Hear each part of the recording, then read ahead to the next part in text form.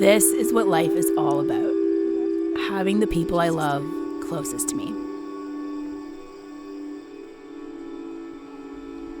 To be able to take my kids back home to Ontario, where I grew up, and share my childhood with them is truly a privilege. It reminds me of what's important in life. It reminds me of family and taking the time together to slow down and create memories that they'll be able to look back on.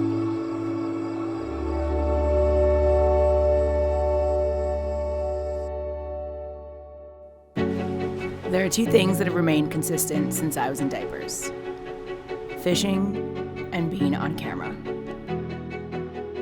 I shared the screen with my uncle, my mom, and my dad. A year ago, In 2008, I launched my own fishing show called Hookin' Up. This was a journey that reignited my own passion for the world that I was brought into. Now it's time to pass down all the life lessons and share this world of fishing with the next generation. As a mom.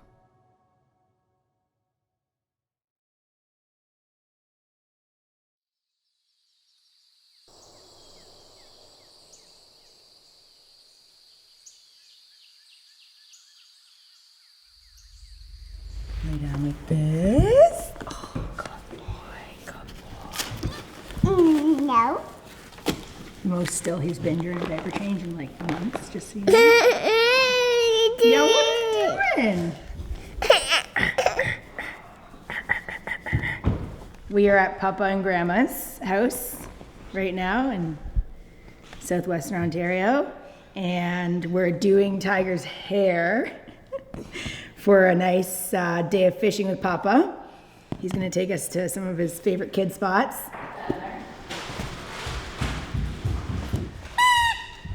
What are you doing? Got the diaper bag, put that in there, right there. Keep it cold. Perfect. Nope, it's not gonna fit. Yeah, it is. That's perfect. Life is good. So excited they couldn't sleep last night.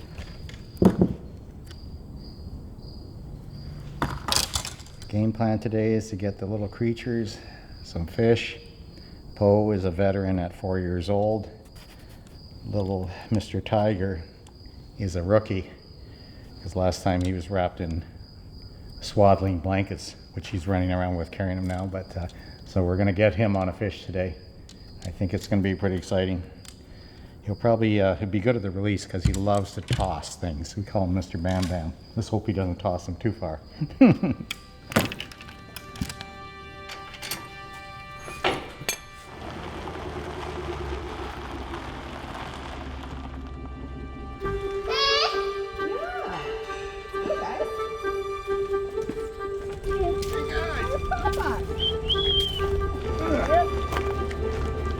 Tiger, it's been a long time since you've been fishing, actually. It should be good. Up here. You want to do it yourself? Yeah. 1, 2, 3, 4. 4. Very nicely done. Very nicely done. This is Papa's boat. I'll start it up.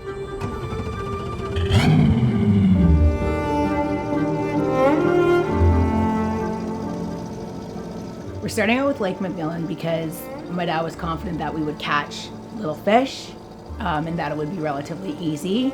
And that's always key when you're taking your kids out, your super young kids out, is just to honestly show them production, because then that's how you kind of get them interested. You can count the fish and that sort of thing. It's called a nugget. Hey, you got it. Okay, why don't you move back for a minute? Yeah, Tiger, don't worry, you're gonna help. I'm gonna actually fish.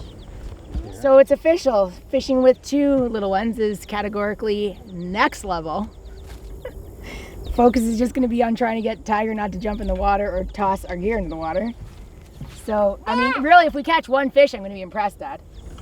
Tiger's going to put gulp all over your boat. Oh my God, I think that's really stinky, isn't it? What's that? Gulp. Gulp. Oh, gulp. Oh!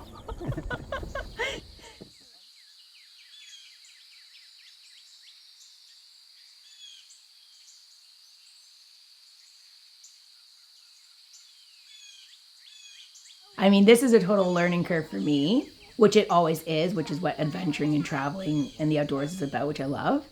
Because, Tiger's 16 months. So either we've been fishing without him with just one child, and Yale's a very advanced, mature child when it comes to just adventuring in general. So it's been quite easy. But with Tiger, so he was an infant. When they're an infant, they don't move, they make tiny little noises. You can really kind of just move them like a prop. But now he's just a wild character and so physical. And it's just a second child, right? So fishing, especially on a bass boat, we've learned, is really challenging because you're really focused on just making sure that he was getting into all the hooks and the tools and the knives. He's so active. So it's a little bit less putting the rods in the line and a lot more watching Tiger like a hawk, basically. You like a lot of the A's and things. Oh, little fella. You want your mom? Yeah.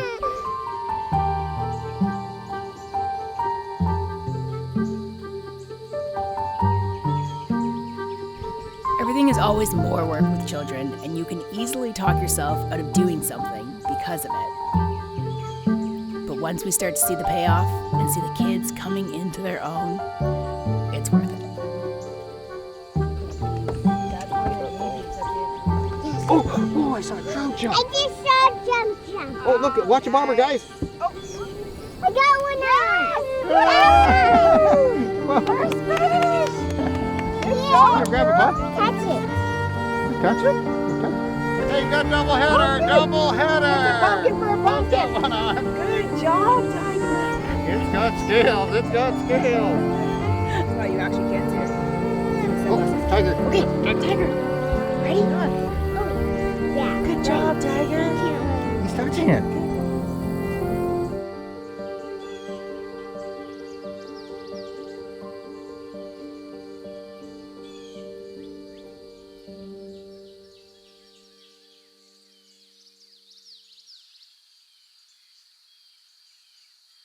Fishing is a sport where you get quiet time with kids, your spouse, and you're not interrupted.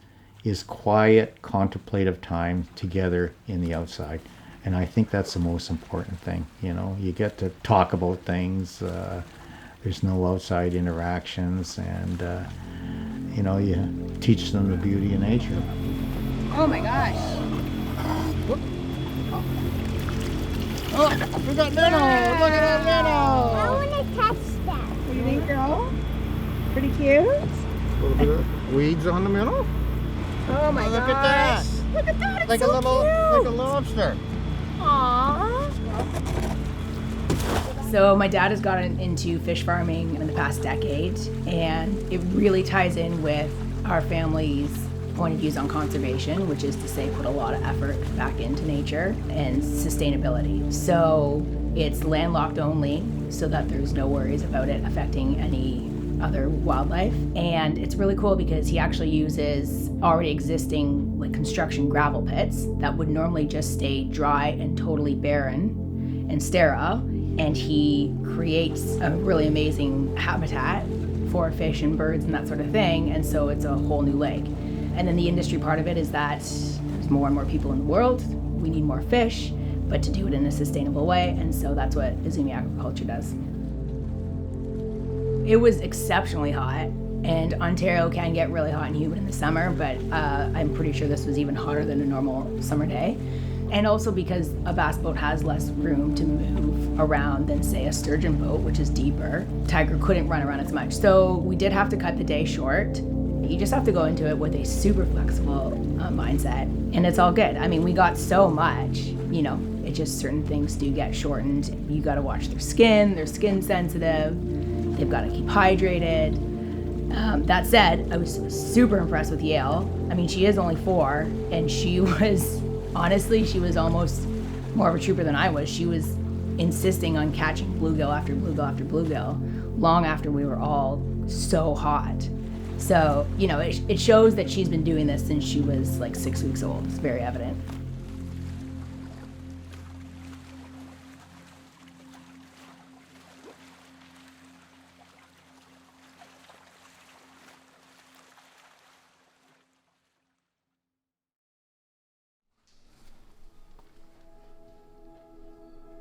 I mean, I say it goes without saying, but I guess I'll just lay it out. I'm very proud of my dad.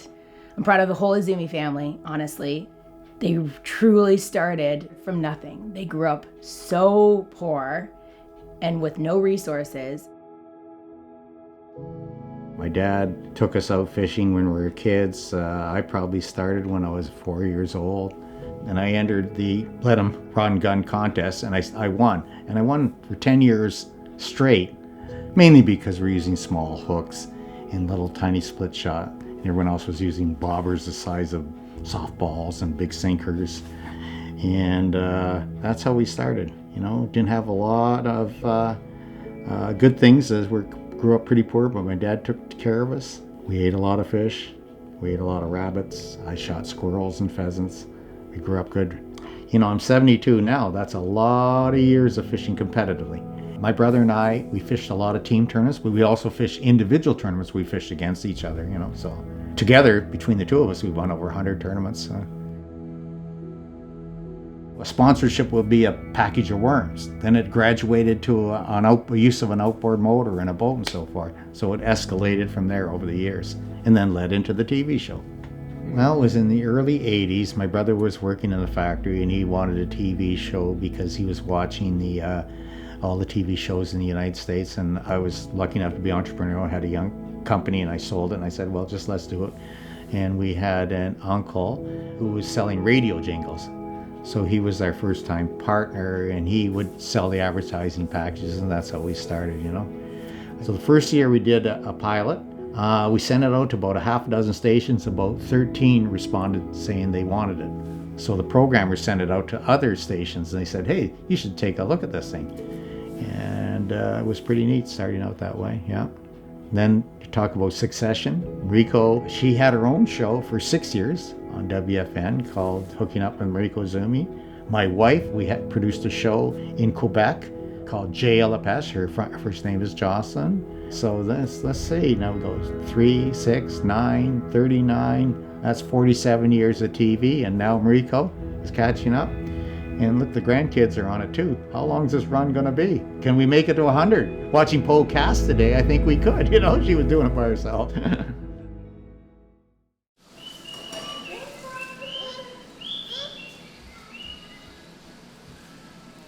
In terms of what my dad instilled in me, I mean, the one that comes to mind immediately is hard work. And that doesn't mean you have to like slug away and be miserable. In fact, the contrary, you know, people who know my dad, like he's a really happy guy and super content. And same goes for me too.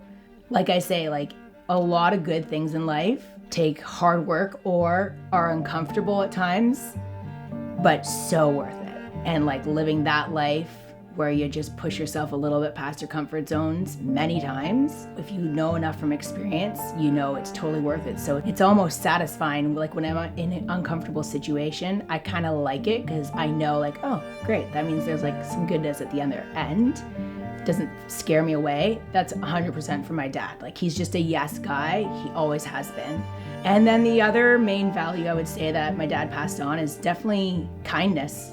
Truly, like he just connects with so many different people, you know, whether it's his grandkids that he's super close to or a lady who's carp fishing that he just met a minute ago. He's always so interested in that person and so kind. And I feel like he's done a pretty good job at instilling that in me. And that's one reason why I was able to do a good job with hooking up, traveling and fishing and meeting new people all the time. It was very natural to me to meet new people and to learn about them and just to connect on some sort of level.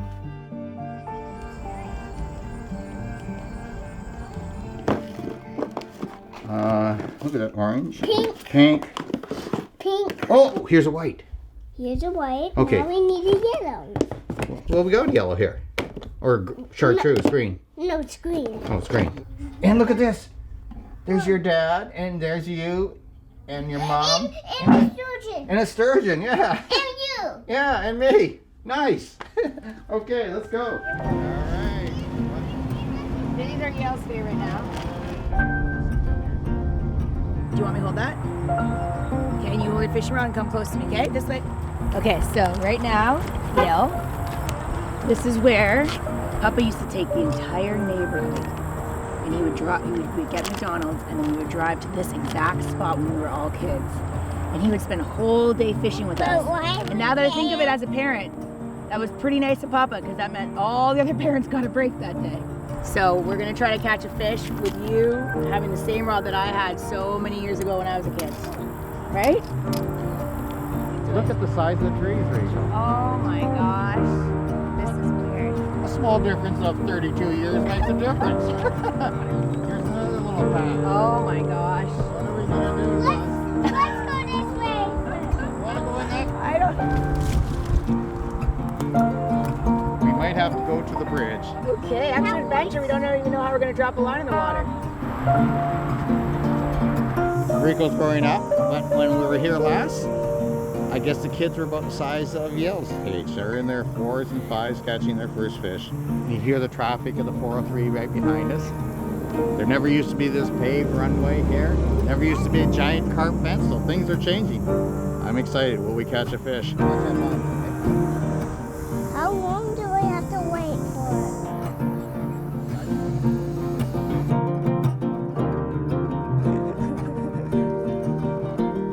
Critical thing to catch.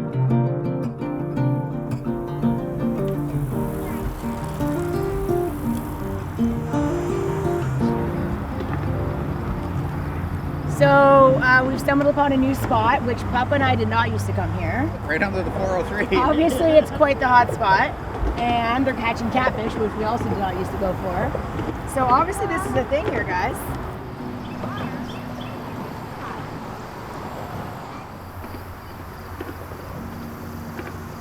So the lady gave us a couple of kernels of corn. We're gonna try corn. Take the weed off it. Here, listen. Can we break her rod up with that too then? Good. Well, we need a bobber in the hook. Try this. There was probably a dozen people lined up with their whole setup with their little pieces of corn and chairs, and it was like a lounging kind of fishing, and they clearly spend the whole day there. We were not rigged up for any of that, but I know that my dad and I definitely love getting into like weird, random, quirky situations and kind of entering other people's worlds. You know, I just love that, because on your day-to-day, you're not doing that, right? You just kind of go in the flow of the world you've curated. So when that comes about out of the blue, I think that's extra interesting. We're being patient. We're watching all the locals just put a beating on us, catching catfish and carp. You know, in every great city of the world, the water bodies are getting cleaned up through pollution control, and the fishing is really coming back. You know, Atlantic salmon in the Thames River in England, and it just goes on and on and on. Look at Vancouver, how the salmon go right through the city, the sturgeon. So there are always great opportunities around cities, so you don't have to go to exotic spots. Oh, here comes the corn girl. The corn girl. Oh, corn lady. Oh, wow, a whole handful of corn. That's a lot of corn. I don't know if at this age I was trying to cast or not. I can't remember that. She is determined not letting me cast it out for her one time. You know what we gotta do, girls, at home? We gotta just practice casting. Here, wait, you gotta reel it up down that instance. Okay, reel it up. You can see it. Keep going. Keep going a little more. A little more. Have you cut it Okay, off? stop. Don't cut it off yet Now, if you haven't. listen, you want to hold down the button for longer, So and you want to do like a broke off. elf swing. This one. So you gotta go back and swing it out, Oh, not just no, one. we're okay. That's it! Yes! Awesome, girl! Exactly. It's not like we're into a whole year of traveling and fishing, the three of us together right now. This is, you know, somewhat of the start. And I'm super proud and impressed by her focus when we are fishing, because she's still a 4-year-old. But when it comes to the fishing, so far she's just like dialing right in.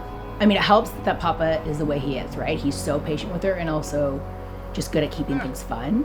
But a lot of it is also just her. She's going for it, and I can see concrete improvements on her fishing techniques, which is pretty cool for a 4-year-old. See? Look, watch this. Oh, cut. Wow. What's the number? Oh, about 20 or 30. Yeah, you're not impressed? 2, 4, They're 5, puppies. 6, 7, 8. We're doing basically our nightly ritual at Papa and Grandma's, which is a nightly UTV and how do we finish it off? Fishing. Yes, fishing. Try to catch a couple of bluegills or bass and then go to bed. It's the bass? Whoa, Paul, come over This here. is hilarious. I'm coming. Oh my, what is that? Oh my, you weren't kidding. What the? Okay, yo, watch it. Oh, no. You're kidding. This Whoa. is wild. I Whoa. cannot believe you have this size of bass in your pond. Here we go. Touch it, Bulls. I love large bass because they're so easy to hold. Look at that. My biggest aspiration for my kids, it's honestly as simple as I just aspire to instill all these life lessons and teach by example to live your own narrative. You know, it'll be really cool if they also turn out to be super adventurous and outdoorsy and love travel, but that's not really what I'm aspiring to in terms of like the life that they lead. It's simply that they have a confidence and just an overall feeling of contentment with their life, that they are comfortable in following their own narrative, whatever that may be, that they're like really living their life.